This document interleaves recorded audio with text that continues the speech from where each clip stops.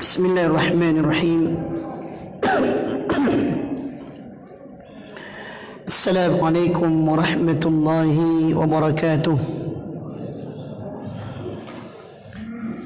Innal hamdalillah nahmaduhu wa nasta'inuhu wa nastaghfiruh wa na'udzu billahi min shururi anfusina wa min sayyiati a'malina.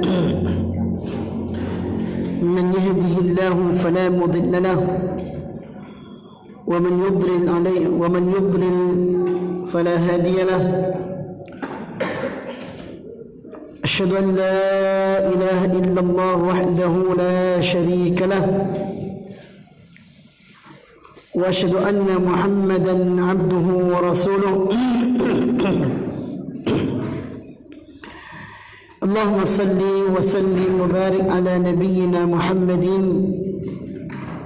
وعلى آله وصحبه ومن تبعهم بإحسان إلى يوم الدين. أما بعد. إخواني في الله rahimani wa rahimakumullah. Alhamdulillah, segala puji syukur kita panjatkan kepada Allah yang telah mengembalikan kita semuanya kepada majlis ilmu, majlis yang tidak ada keberkahan yang melebihi daripada keberkahannya, majlis yang insya-Allah tidak ada yang bisa menjaga kita dari kefuturan kecuali dengannya, majlis yang tidak akan pernah ada tempat yang lain yang bisa mendatangkan rasa takut kita kepada Allah kecuali dengannya. Mudah-mudahan majelis ini iman dan takwa kita semakin membaik dan ibadah kita semakin membaik kepada Allah Subhanahu wa taala. Ikhwani fillah rahimani wa rahimakumullah.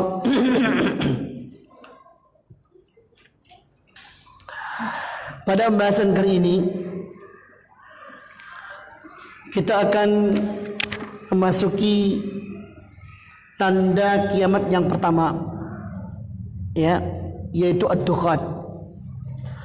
Sebagaimana sebelumnya kita telah mengetahui bahawa ada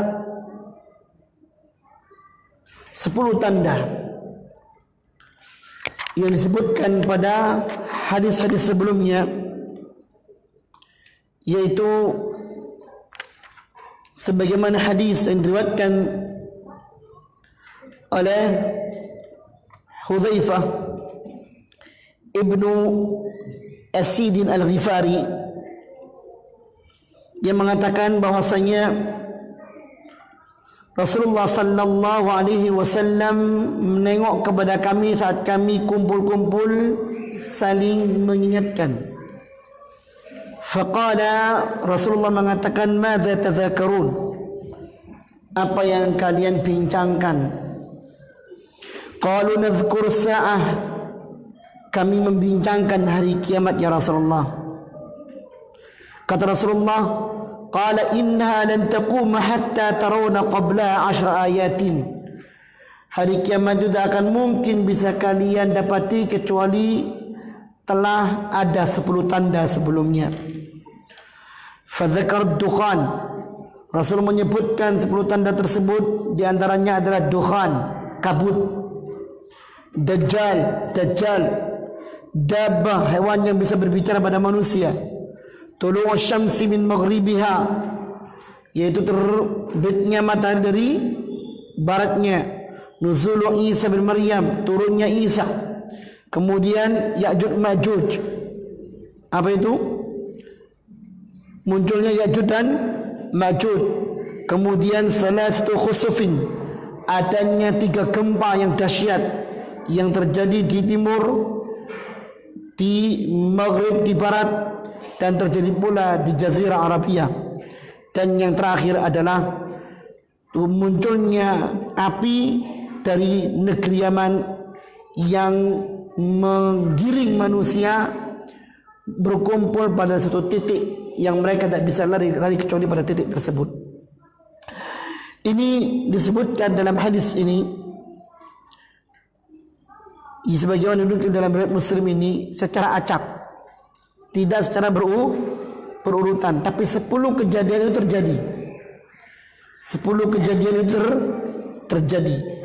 Dan telah kita jelaskan pula penertibannya. Kata Syekh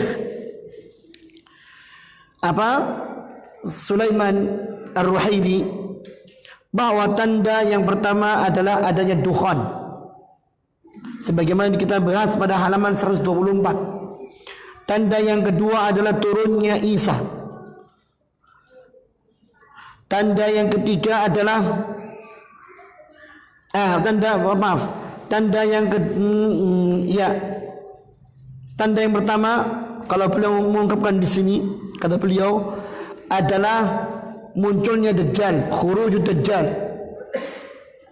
Kemudian yang kedua, munculnya Isa, ada turunnya Isa. Kemudian keluarnya Ya'juj Ma'juj, keluarnya Ya'juj dan Ma'juj. Kemudian terjadinya gempa. Kemudian tazharul alamat dalla ala husulis sa'ah, yaitu munculnya dukhan. Kalau beliau menertibkan dukhan ini urutan yang kelima, setelah terjadinya gempa. Kemudian munculnya matahari terbit dari baratnya. Kemudian tadhhurud dabba, munculnya binatang bisa bicara pada manusia. Kemudian munculnya api yang menggiring manusia. Ada 8, tapi satu poin yang nomor 4 itu munculnya gempa yang ada di 3 tempat. Maka pas semuanya 10. Mana yang muncul dulunya, apakah di barat, apakah di timur, apakah di Jazirah Arabia, wallahu ta'ala alam. Yang jelas gempa ini bersamaan, artinya dalam waktu yang tidak terlalu jauh. Nah, ini yang diurutkan oleh Syekh Sulaiman Ar-Ruhaili berkenaan dengan 10 tanda hari kiamat, dan kita akan membahas salah satunya. Tetapi kalau menurut urutan kitab Sahih Muslim ini, kita akan mengikuti urutannya. Yang dibahas adalah dukhan dulu. Padahal kalau diurut, kata beliau, sebenarnya dukhan ini urutan yang nomor 5. Dan benar, sebenarnya setelah dukhan ini muncul matahari dari barat. Kalau sudah muncul matahari dari barat, berarti apa? Adakah tobat? Tidak ada. Tidak tobat sudah. Berarti manusia saat itu manusia yang paling rusak. Manusia yang terjadi saat itu adalah manusia paling rusak. Namun ala kulli hal, yang jelas kita bahas satu persatu sesuai dengan urutan kitabnya. Nanti setelah kita paham, baru kita kemudian tertibkan sebagaimana penertibannya sesuai dengan yang bisa kita pahami. Baik, kita lihat dulu. Kata beliau, lazimna fi darsina ma awradahu al-Imam Muslim.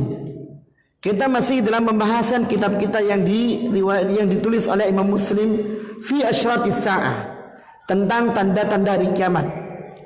Haitsu tala an-nabi sallallahu alaihi wasallam ala qawmin ashabihi tadzakarun, yang itu didasarkan atas keluarnya Rasulullah kepada para sahabatnya yang mereka saling membincangkan tentang hari kiamat itu. Yang mana Rasulullah mengatakan, ma tadzakarun, apa yang kalian bincangkan? Qalu, mereka mengatakan, nadzkur sa'ah ya Rasulullah.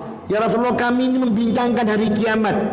Dan kemudian kata Rasulullah, inna lan taquma hatta tarawna qabla 10 ayatin. Hari kiamat itu gak akan mungkin terjadi sampai kalian melihat 10 tanda besarnya. Fadzakarat dukhan, maka disebutkan dukhan, Dajjal, Dabba, Tulu Syamsi Maghribiha, Nuzulu Isa, keluarnya Ya'juj Ma'juj, kemudian adanya 3 gempa, baik di barat, timur maupun di Jazirah Arabia, dan yang terakhir adalah api di negeri Yaman. 6. Kemudian lihat lagi buku ini, yang ada yang buat bukunya, halaman 127, betul? Ya. Wa qad takallamna an muqaddimati hadzal hadits fi majlis al-amsi. Dan kita telah membahas tentang pendahuluan hadis ini dalam majelis kita yang lalu. Wal yawm insyaallah, dan hari ini insyaallah natakallamu amma yatayassar min al-ayati allati dzakaraha an-nabi sallallahu alaihi wasallam. Kita akan membincangkan ya tanda-tanda tersebut ya secara mudah atas dasar apa yang disebut oleh Rasulullah sallallahu alaihi wasallam. Fa awwalu ayatin dzakaraha an-nabi sallallahu alaihi wasallam fi hadzal hadis ad-dukhan. Tanda pertama yang disebut oleh Rasulullah sallallahu alaihi wasallam dalam hadis ini adalah dukhan. Dan sekali lagi ini disebutkan secara acak. Banyak riwayat-riwayat yang ternyata kalau kita sandingkan ternyata disebutkan tidak tertib oleh Rasulullah SAW. Ya. Dan telah kita bahas ini. Ini telah kita bahas pada pembahasan sebelumnya. Ya. Wadukhan dan kabut, dukhan yang diartikan kabut, dukhanun wadihun ya'ummun nasa jami'an, adalah kabut yang sangat jelas yang menyelimuti semua manusia. Kafir, mukmin kena, timur, barat, utara, selatan kena ya dengan kabut ini.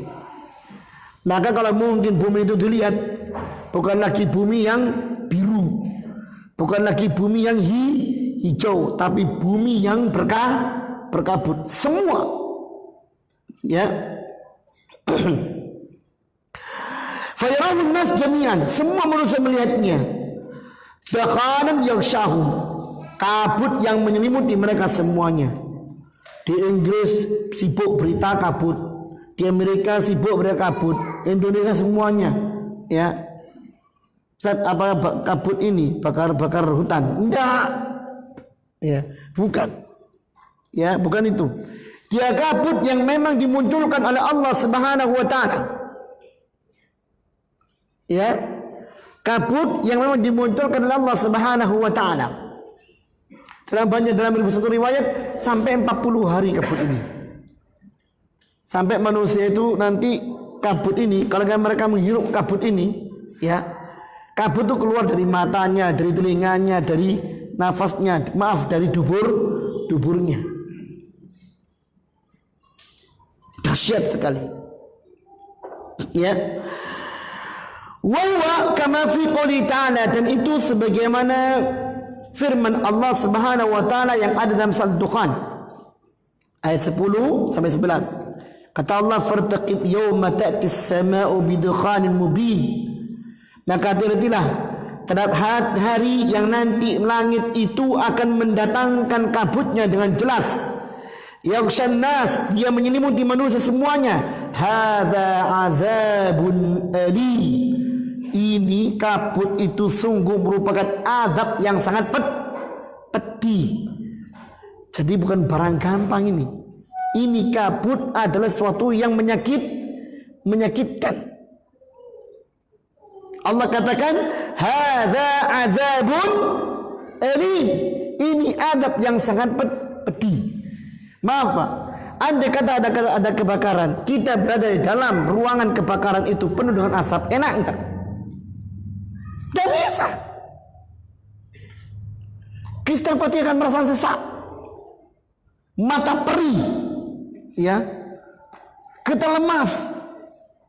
Bahkan maaf, kalau nggak bisa keluar, bisa lemas, tergeletak, mati kepangkal. Ya, itu yang terjadi.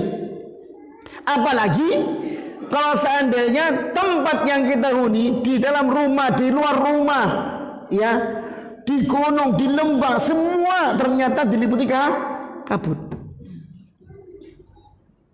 Betapa menyakitkannya. Dan dijelaskan lebih lanjut. Kita jelas pahami. Allah mengatakan kabut ini hadza adzabun alim, ini azab yang sangat pedih.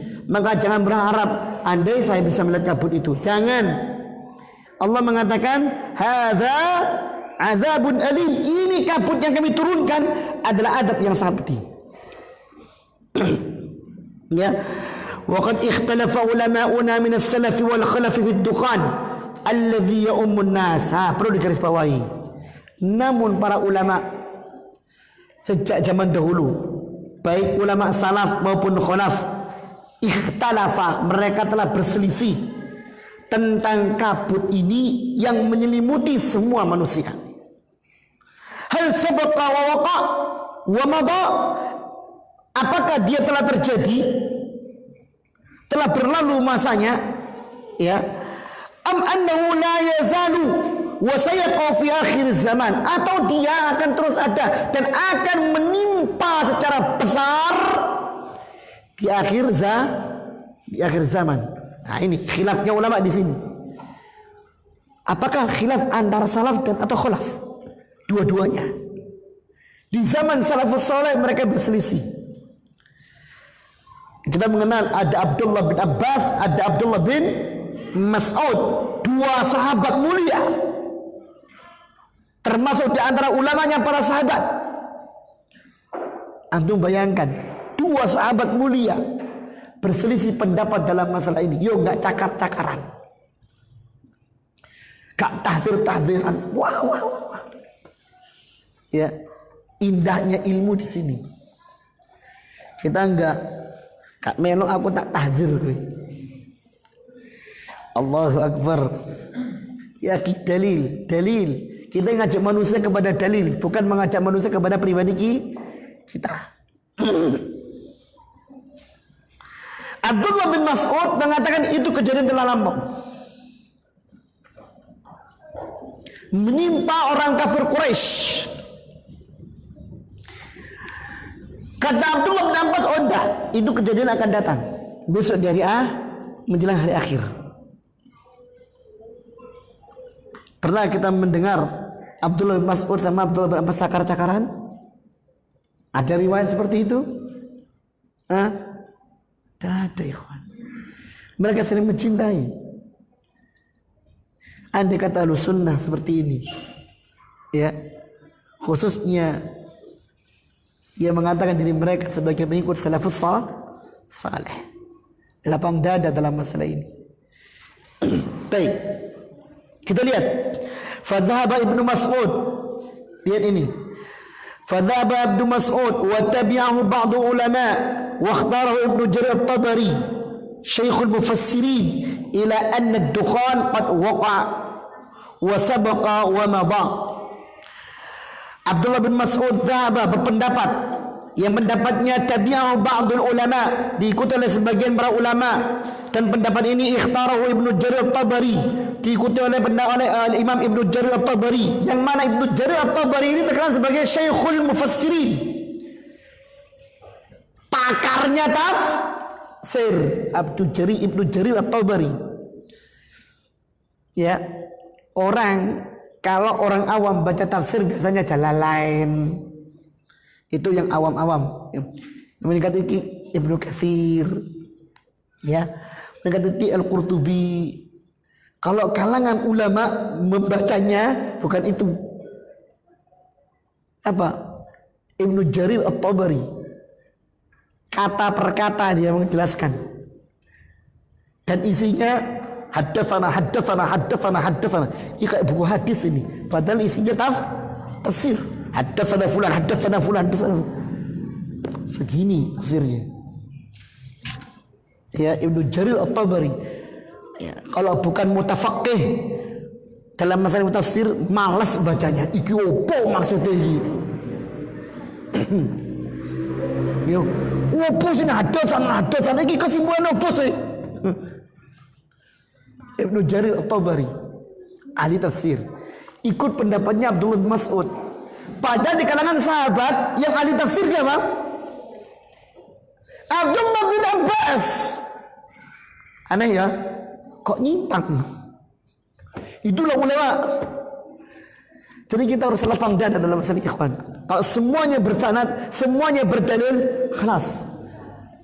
Selama seorang punya dalil, selama seorang punya dalil yang qat'i, yang sahih, ma'khud, terambil dari salafus salih, ya, bersumber dari kitab dan sunnah ala fahmi salafil ummah, ada riwayat dari para sahabat yang lainnya, khalas. Ya. Berarti dia salafi. Ya. Itu dia.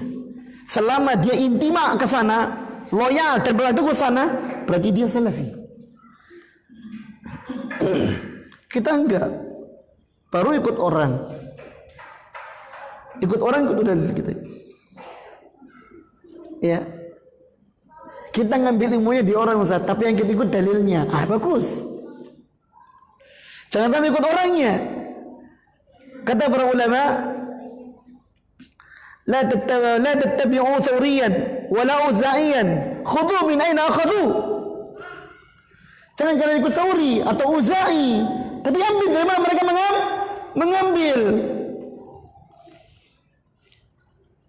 Siapa orang Imam Syafi'i mengatakan haramun ala an yattabi'ani duna an ya'rifa min aina akhadtu. Haram bagi siapapun orangnya, ya, yang mengikuti aku tanpa mengetahui dari mana aku mengambil. Saya tala, iku imam ngomong kayak ngono to kon dia. Perlu ini. Dalilnya di mana? Oh, pokoknya imam iku. Anak ini kok ingin bikin. Yang penting dalil. Ya. Dan ingat, jangan gampang menjustis. Selama orang itu melihat ada dalilnya, kita diam.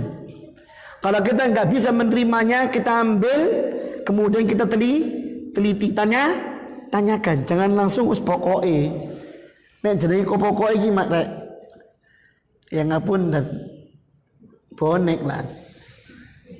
Ya. Baik.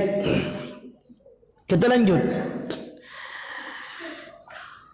Kata Abdullah bin Mas'ud, "Anna ad-dukhan qad waqa wa sabaqa wa waqa wa madha." Bahwasanya dukhan yang dimaksud ayat ini telah terjadi. Wa dzalika fi zamanin Nabi sallallahu alaihi wasallam, dan itu ada pada terjadi di masa Rasulullah sallallahu alaihi wasallam. Fa'an Masruq, diriwayatkan dari Masruq, dia berkata, dakhalna ala Abdullah bin Mas'ud, kami pernah masuk dalam kepada Abdullah bin Mas'ud, faqulna ya ayyuhan nas, ya,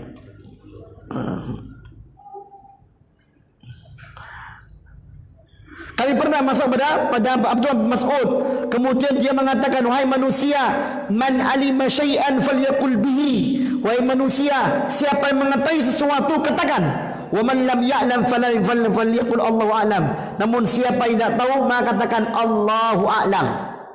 Ya. Saat itu terjadi desas-desus, ada kabut yang menimpa. Kami masuk kepada Abdullah bin Mas'ud. Ya. Wahai, dan kemudian Abdullah bin Mas'ud mengatakan begini, hai manusia, diam. Apa yang terjadi? Katakan. Yang punya ilmu ngomong. Ya. Yang nggak punya ilmu jangan ngomong. Dan ini kaidah Ahlussunnah wal Jamaah. Orang yang nggak punya ilmu nggak boleh ngomong. Orang yang punya ilmu silakan ngomong. Ya.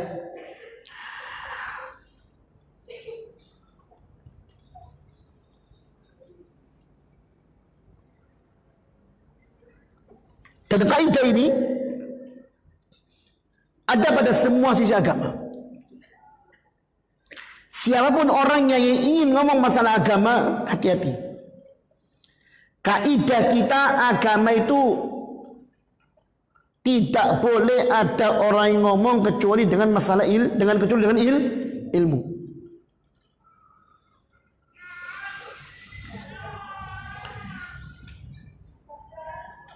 Dia mengabarkan seperti itu. Baik, semulana ijalakum, sampaikan pada kami dari mana anda ngambil ilmu itu, mana dalilnya, sumbernya dari mana.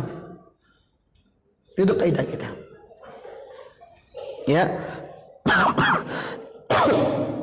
Tidak boleh dalam masalah agama kemudian kita serampangan ngomong longgar, enggak.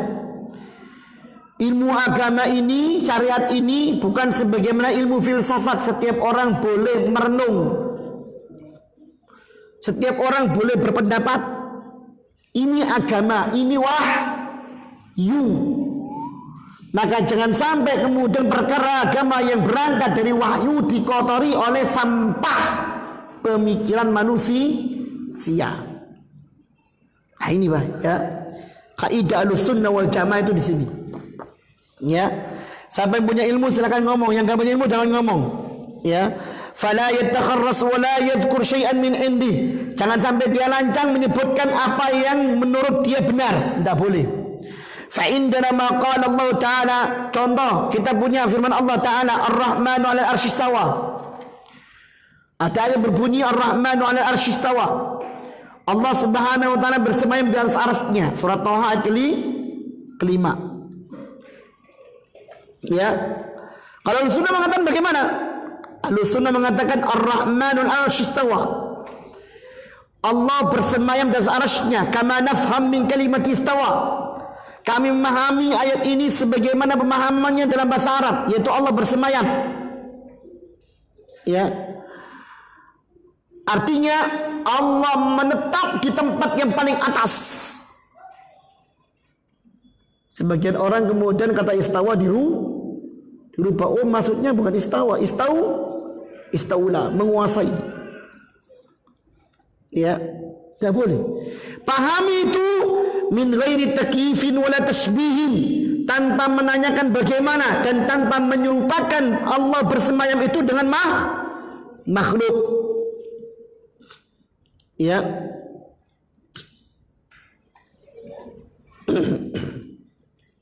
Ini yang harus kita lakukan.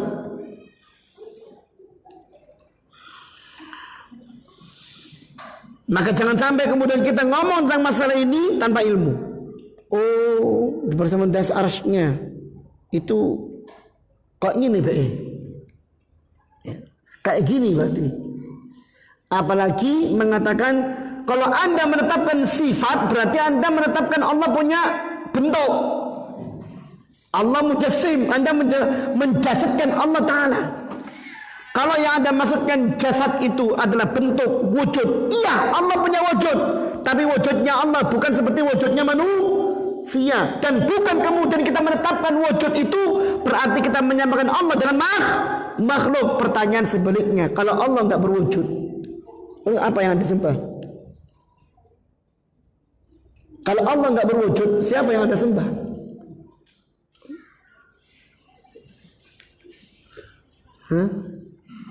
Allah berwujud, ikhwan. Zat itu sesuatu yang berwujud. Allah punya wajah, Allah punya tangan, Allah punya kaki. Ya, Allah bersemayam. Dan semua ini dengan dasar ilmu, bukan analogi kita. Nanti kalau saya tetapkan Allah punya sifat, jangan-jangan sama dengan makhluk. Mujassimah saya ini. Ikulah kamu. Ya.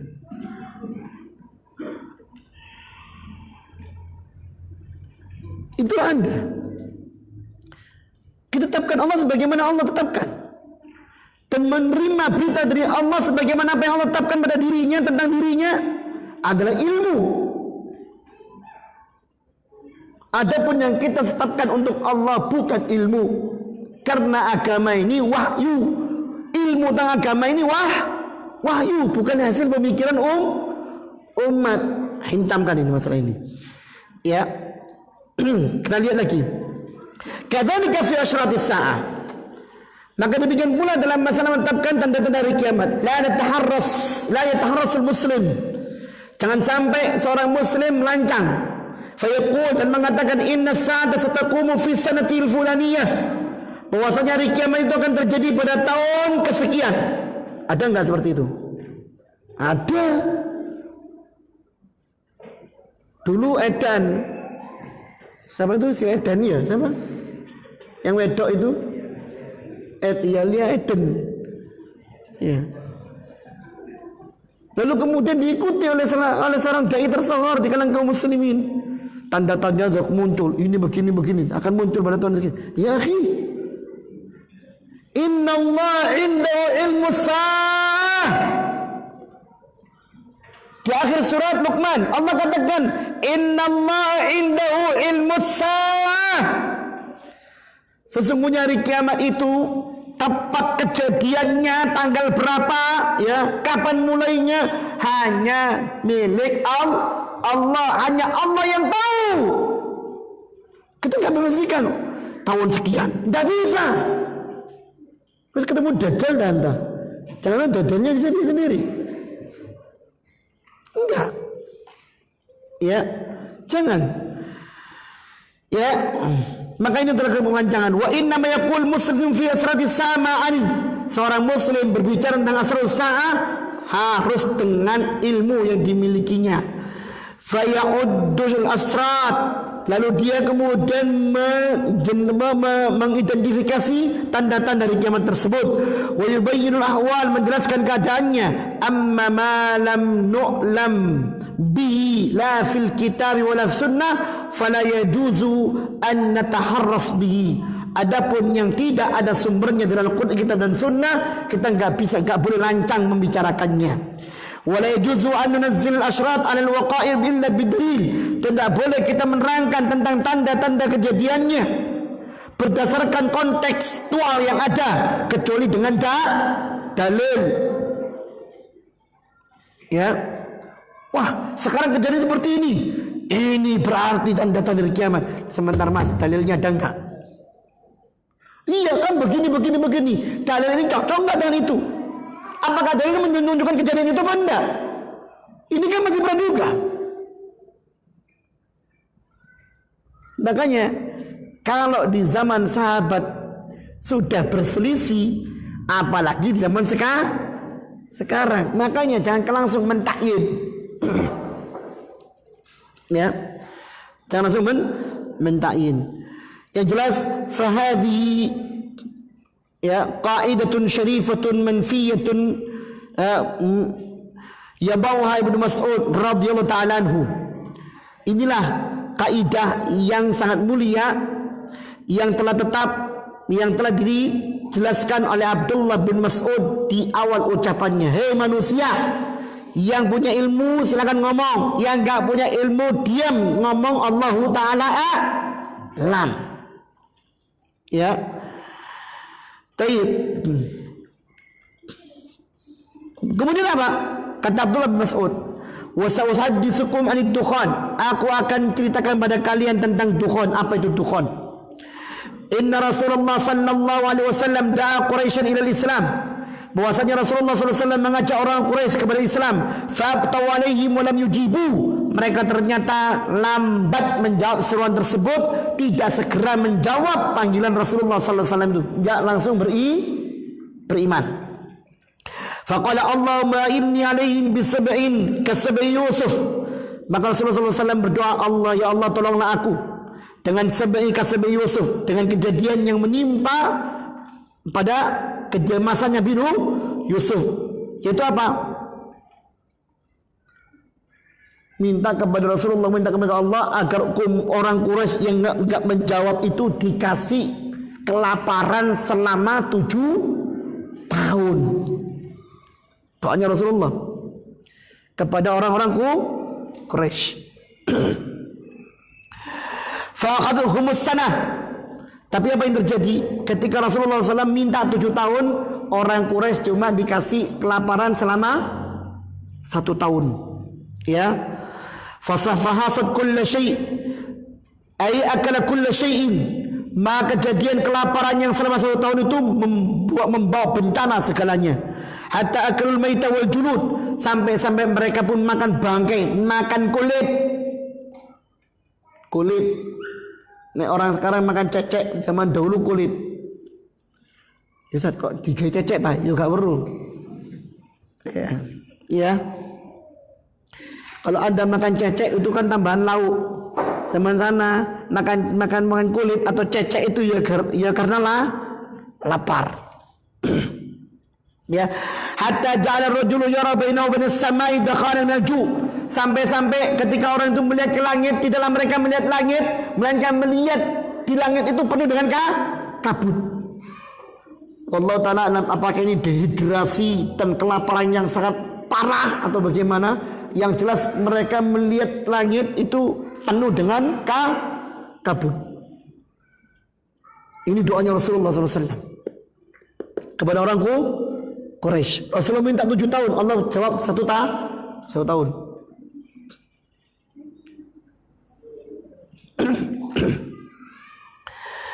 Baik. Di sini saya mendapatkan satu manfaat. Kadang-kadang kita ini marah kepada Allah kalau doa kita nggak dikabulkan. Padahal Allah berjanji, ud'uni astajib lakum.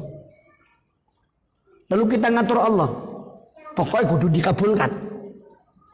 Ya, padahal Allah Subhanahu wa taala pemegang semua kendali.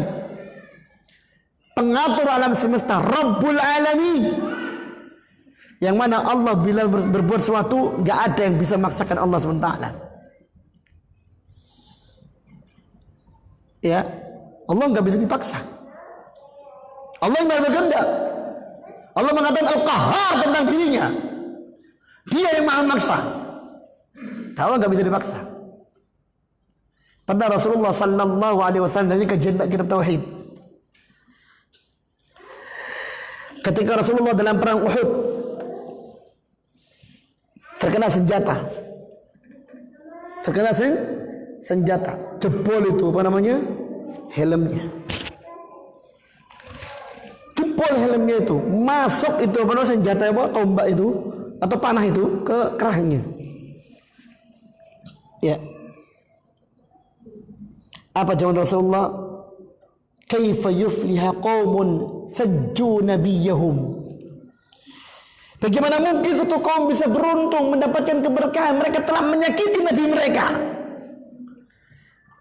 Ini ungkapan mencela kaum tersebut, mencela orang-orang musyrikin Quraisy dalam peperangan yang ada. Ternyata dibantah oleh Allah.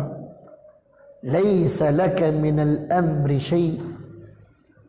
Wahai Muhammad, tidak ada hak bagimu untuk mengatur apa yang terjadi di alam semesta.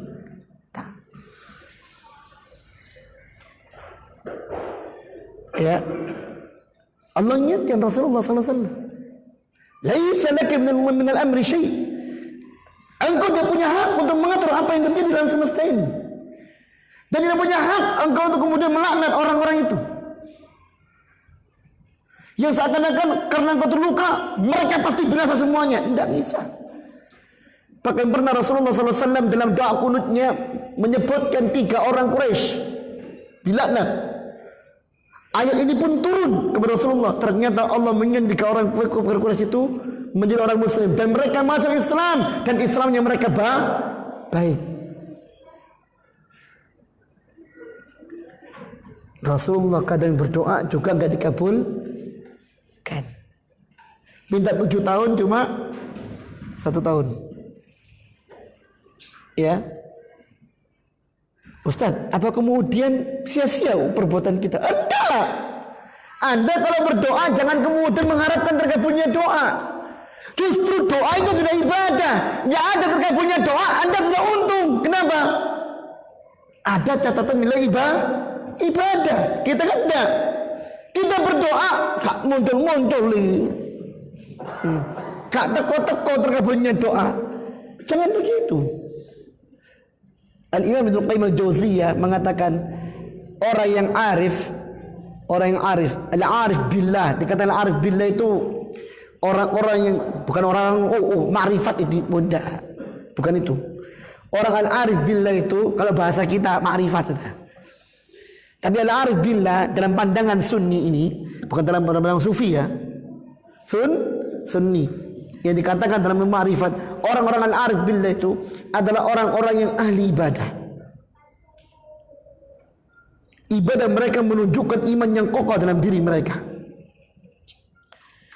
Dan mereka ketika beribadah bukan kemudian menikmati sisi terkabulnya manfaat doa dari ibadah yang dilaksanakan, enggak. Tapi mereka lebih melihat pada sisi kenikmatan ibadah itu sendiri. Ya, sampai dikatakan oleh mereka begini. Kalau seandainya aku berdoa kepada Allah Ta'ala, lalu doaku ini dilambatkan terkabulnya oleh Allah Ta'ala. Namun Allah memberikan kelezatan kepadaku dalam beribadah. Lezat iman berdoa. Ya, sungguh itu lebih aku cintai dan lebih aku sukai daripada Allah mengabulkan doa.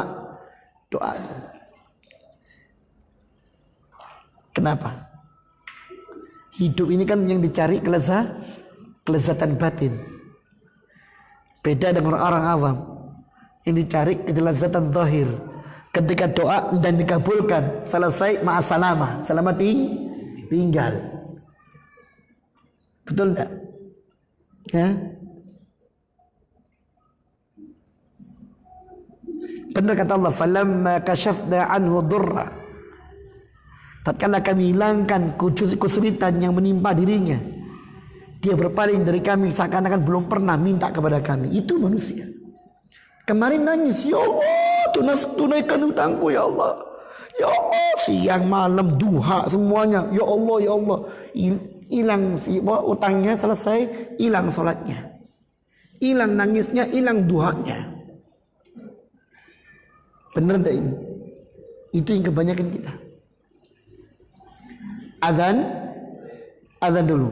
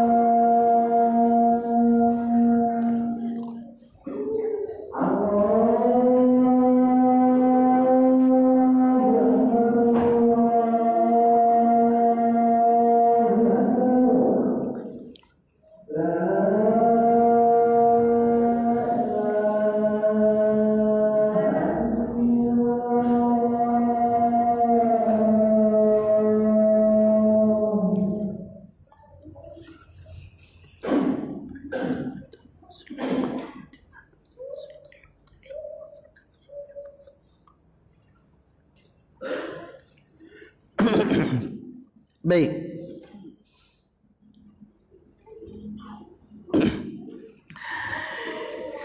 Kita ikuti selanjutnya.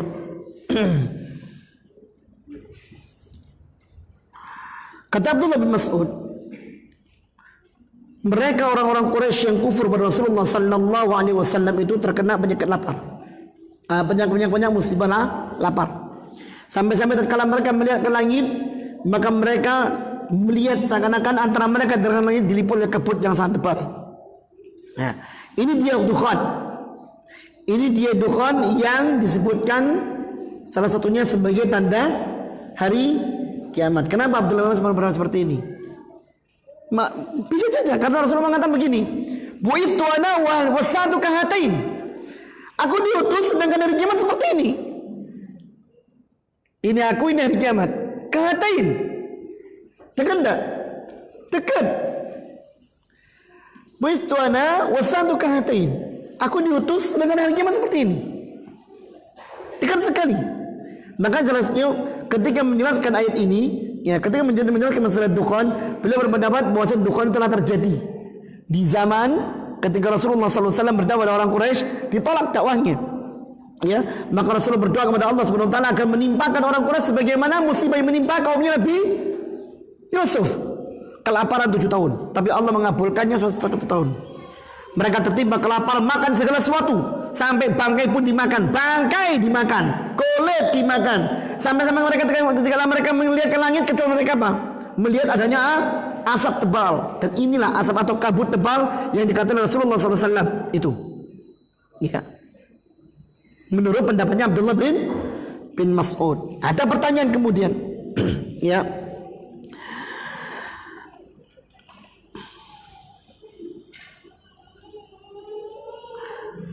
Ketika asap ini menimpa orang-orang kafir Quraisy, dan Allah menurunkan ayat tentang itu. Ini dalam pendapatnya Abdullah bin Mas'ud. Mereka orang-orang kafir Quraisy mengatakan, tetap dalam surat Dukhan, ya, dalam surat Dukhan ayat 12-15. Rabbana kshif anna al-'adzab inna mu'minun. Ya Allah, hilangkanlah dari kami azab ini. Kami akan menjadi orang beriman. Kata mereka orang-orang Quraisy. Gimana? Lapar 1 tahun, kabut tebal, ya. Anna lahum dzikra, kata Allah. Bagaimana mungkin mereka bisa menerima peringatan dari Rasul itu? Wa qad ja'ahum rasulun mubin. Padahal telah datang pada mereka seorang Rasul yang jelas dan membawa tanda sebagai seorang Rasul, tapi mereka mengingkari. Thumma tawallaw anhu, mereka mengingkarinya, mereka berpaling darinya. Wa qalu mu'allamun majnun, mereka mengatakan dia adalah seorang yang gila. Rasul dikatakan sebagai seorang gila. Ya, kata Allah, inna kashiful adzab qalila. Ya. Sungguh kami, andai kata kami menyingkirkan azab itu sedikit, artinya kabut itu kami hilangkan sedikit, innakum aidun, kalian pasti akan kembali kufur, kata Allah. Apa yang terjadi di buku diabadikan dalam Al-Quran. Makanya kemudian ketika Abdullah bin Mas'ud menceritakan ini, ditanya dia, afayukshaful adzabu, ya, yaumul qiyamah, apakah azab itu akan dihilangkan pada hari kiamat? Qala fakushifa summa adu fi kufrihim. Kata Abdullah bin Mas'ud, azab itu dihilangkan oleh Allah, tidak perlu hari kiamat menunggunya. Jelas kalau hari kiamat dah saat itu maksudnya, ya. Tetapi mereka kemudian kembali kufur. Orang-orang Quraisy itu kembali kufur. Ketika dihilangkan adab itu, masa 1 tahun kelaparan sudah hilang, kabut pun kemudian hilang, mereka kembali kufur. Akhirnya apa? Ya. Fa'akhadahumullahu yawma badrin. Allah mengadab mereka orang-orang kafir Quraisy itu pada perang Badar. Ditimpa kekalahan yang sangat-sangat, sebagaimana firman Allah dalam ayat selanjutnya, yauma nabtishul batsyatal kubra inna muntaqimun. Kami hantam mereka dengan hantaman yang sangat keras, sungguh kami adalah mampu untuk membalas, untuk membalas.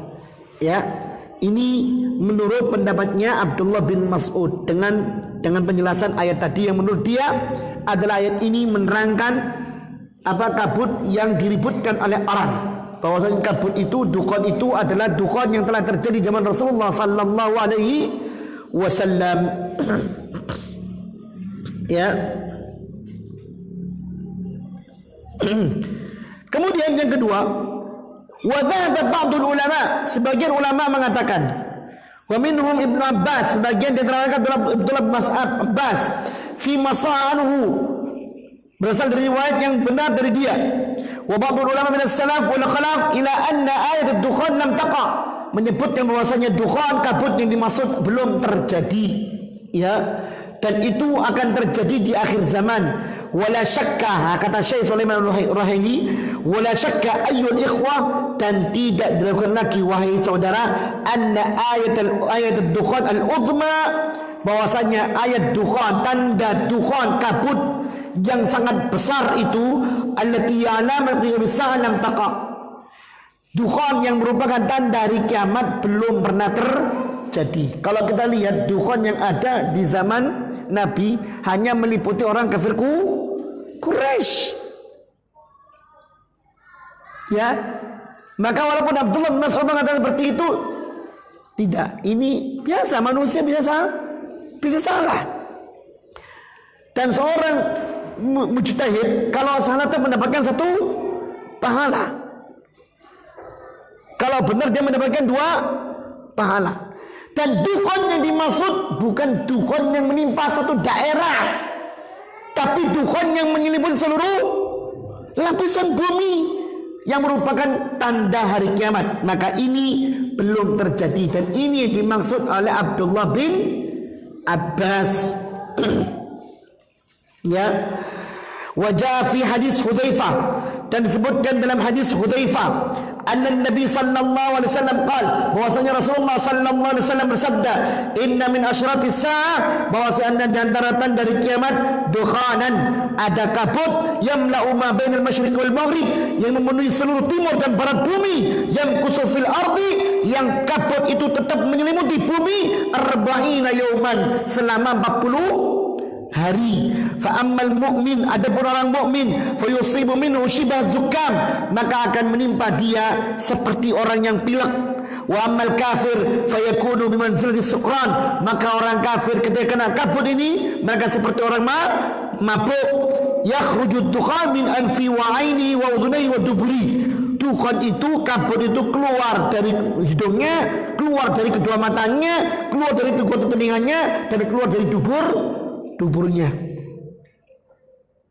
Dahsyat betul ini. Betul. Anda pilek aja Anda sakit, gak iso kan? Apa udah pilek ini men? Betul enggak? Ya. Azab enggak itu?